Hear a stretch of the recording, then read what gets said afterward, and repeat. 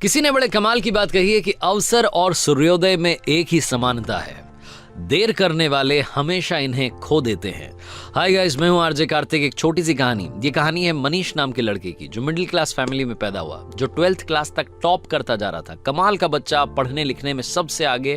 Family को उस पर गर्व था। फैमिली को लगता था कि ये बच्चा जब बड़ा हो जाएगा तो कुछ कमाल करेगा, हम लोगों की लाइफ बदल देगा, हमारी फैमिली में हैप्पीनेस आ जाएगी, सब कुछ बदल देगा सिर्फ और सिर्फ ये लड़का। लेकिन वो लड़का जब 12th क्लास पास करके कॉलेज में गया तो उसकी लाइफ बदल गई। उसके आसपास ऐसे दोस्त आ गए जिन्होंने उसे बिगाड़ के रख दिया। देर रात तक पार्टी चलने लगी, घर वालों से झूठ बोल करके पैसा मंगाने लगा। घर वालों को समझ में आ रहा था, उन्होंने एक दिन इसको समझाने की कोशिश की, लेकिन मनीष ने घर वालों को डांट दिया कि आप मुझे ज्ञान मत दीजिए, मुझे सब कुछ मालूम है और आपके ज्ञान से बात नहीं बनेगी, आप शांत रहिए, मैं अपनी जिंदगी जी लूंगा। घर वालों ने कुछ नहीं बोला।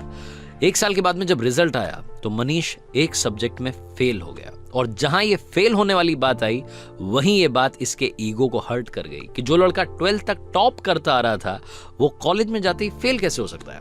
और ये जो फेल होने वाली बात थी इसके मन में, इसके दिमाग में इतना घर कर गई कि ये घर में बंद हो गया, एक कमरे में रहने लग गया, घर वालों से बात करना बंद कर दिया, दोस्तों के फोन उठाना बंद कर दिया, यहां तक कि बाहर आना जाना बंद कर दिया।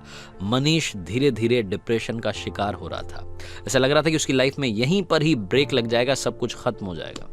मनीष जिस स्कूल में पढ़ता था, जहां से 12th पास आउट की थी, वहां के प्रिंसिपल को जब ये बात मालूम चली तो उन्होंने मनीष को अपने से मिलने के लिए बुलाया, डिनर पर बुलाया। वो इन्विटेशन ये रिजेक्ट नहीं कर सका, इसको मानना ही था कि न्योता आया था, प्रिंसिपल साहब के यहाँ जाना था। तो मनीष पहुंचा शाम में, और इसने देखा कि प्रिंसिपल साहब गार्डन में बैठे हुए थे, अंगीठी पर हाथ ताप रहे थे, सर्दी का माहौल था।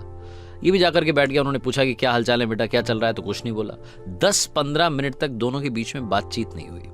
तो प्रिंसिपल साहब ने सोचा कि क्या अलग किया जाए। उन्होंने अंगीठी में से एक कोयले का टुकड़ा जल रहा था, उसको बाहर निकाला और धधकते हुए टुकड़े को मिट्टी में फेंक दिया। जैसे वो मिट्टी में फेंका, थोड़ी देर तो धधका, उसके बाद में वो बुझ गया। तब मनीष ने बोला कि सर, ये आपने क्या किया? एक कोयले का टुकड़ा जो अंदर जल रहा था, धधक रहा था, हमें गर्मी दे रहा था, उसको बाहर मिट्टी में फेंक दिया, बर्बाद कर दिया। तो प्रिंसिपल ने कहा कि बर्बाद कहां कर दिया, कौन सी बड़ी बात हुई, वापस इसको ठीक कर देते हैं। उन्होंने उस कोयले के टुकड़े को उठाया मिट्टी में से और वापस ला करके अंगीठी में डाल दिया। फिर से वो टुकड़ा थोड़ी देर बाद जलने लगा, गर्मी देने लगा। तो प्रिंसिपल ने पूछा कि बेटा कुछ समझ में आया? मनीष ने कहा नहीं। तो प्रिंसिपल ने कहा कि बेटा, मैं यही समझाने के लिए तुम्हें यहां बुला रहा था, ये जो कोयले का टुकड़ा है ये तुम हो।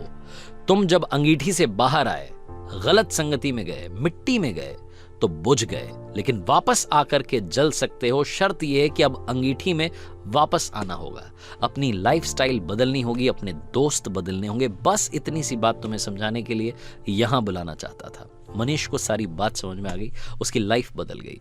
हम में से कई सारे लोग ऐसे हैं जो डिप्रेशन का शिकार हो रहे हैं सिर्फ और सिर्फ एक घटना की वजह से। हो सकता है जिंदगी किसी मोड़ पर आप फेल हो गए हों और आपको लग रहा हो कि सब कुछ बर्बाद हो गया है, इससे आगे कुछ नहीं हो सकता। एक कोट मैंने पढ़ा था, मुझे बड़ा पसंद है, लाइफ गोज ऑन, जिंदगी चलती रहती है, so just keep going. Life goes on, so just keep going. चलते रहिए, सब कुछ अच्छा होगा, ये विश्वास रखिए। आरजे कार्तिक एक बार फिर आपसे कहेगा कि अगर फेल होना बहुत बड़ी बात है तो ऐसा मत सोचिए। फेल होने के बाद बाउंस बैक करना सबसे कमाल और सबसे जरूरी बात है। ऐसे कई सारे एग्जाम्पल्स हमारे सामने हैं जो फेल हुए लेकिन उन्होंने वापसी की। तो कम बैक करने के लिए तैयार रहिए, डिप्रेशन को टाटा बाय बाय कहिए और कर दिखाइए कुछ ऐसा कि दुनिया करना चाहे आपके जैसा। हर सोमवार सुबह 9:30 बजे मेरे चैनल पर देखिए एक नई कहानी।